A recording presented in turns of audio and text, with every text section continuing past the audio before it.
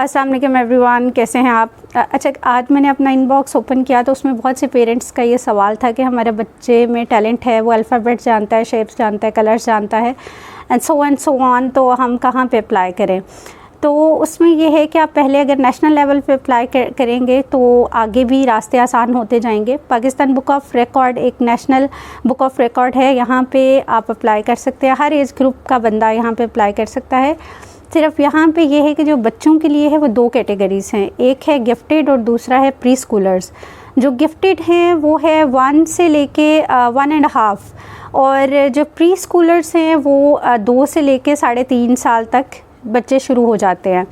Gifted में ये है कि आपके बच्चे के ऑब्जेक्ट काउंट होंगे, वो कितने ऑब्जेक्ट्स को रिकग्नाइज़ करता है, कितने कलर्स को रिकग्नाइज़ करता है, कितने अल्फ़ाबेट्स को जानता है, कितने एनिमल्स को, कितने मतलब इस तरह से बाकी चीज़ें जो भी इंक्लूड करनी है उसमें।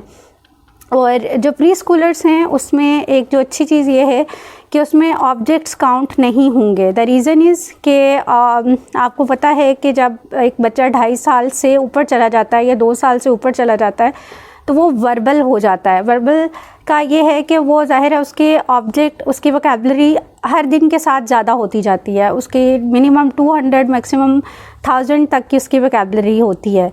तो इसमें ये होता है कि आप फिर ऑब्जेक्ट काउंट नहीं होते। उसमें यह है कि द मोस्ट इंटेलिजेंट इस तरह से आपकी मतलब आपके बच्चे को सर्टिफिकेट मिलेगा। अगर आपका बच्चा थोड़ा कम भी जानता है तो उसको एप्रिसिएशन के लिए अगर आप अप्लाई करना चाहते हो तो एप्रिसिएशन के लिए भी आप अप्लाई कर सकते हैं। लेकिन यह है कि अगर आपका बच्चा ज़्यादा जानता है, जैसे 2.5 साल का बच्चा आजकल पाकिस्तान में स्कूल जाना शुरू हो जाता है, DPS लकास इस तरह के स्कूलों में 2.5 साल के बच्चे जाते हैं, तो माशाल्लाह से बहुत ज़्यादा जानते हैं।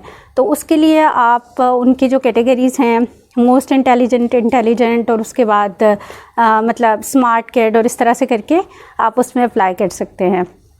एप्रिसिएशन के लिए आप छोटे बच्चे से लेके मतलब बड़े, इसमें एक चीज़ का प्लीज़ ख़याल रखें कि जो आपके बच्चे की एग्जैक्ट एज है आप वही बताएं, ताकि आपको कल को इंटरनेशनल लेवल पे भी प्रॉब्लम ना हो, क्योंकि वो डिस्चार्ज स्लिप आपकी हॉस्पिटल की लेते हैं और आपकी लास्ट एक्सरे रिपोर्ट लेते हैं। तो अगर आप गलत बताएंगे आपका बच्चा 2.25 साल का है और आपके यहाँ वो 14 माह का है या 15 माह का है, तो क्योंकि देखें हर बच्चे की एक हाइट है, हर बच्चे का वो है, तो वो उसको रिजेक्ट कर देंगे। तो उससे बेहतर ये है कि आप एग्जैक्ट आपकी जो बच्चे की एज है उस कैटेगरी में से फॉल करवाएं और उसको मतलब उसको एप्रिसिएशन या रिकॉर्ड जो भी आपने बनवाना है वो आप बनवाएं। और इसमें यह है कि जो अगर आप अर्जेंट का प्रोसेस कराते हैं, जैसे Guinness book of world record का है, तो वहाँ पे सेम यही प्रोसीजर है।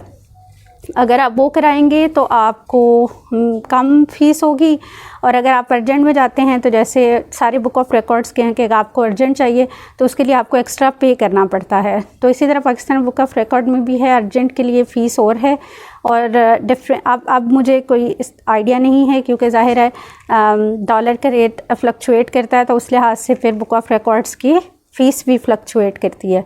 तो अब आप जाके उनकी साइट पे चेक कर लीजिएगा कि कितनी फ़ीस है, क्या है, अर्जेंट की कितनी है, अगर नॉर्मल वे में जाते हैं तो कितनी है। तो आप ज़रूर अप्लाई करें। अगर आपका बच्चा में टैलेंट है तो आई वुड सजेस्ट कि आप ज़रूर अप्लाई करें।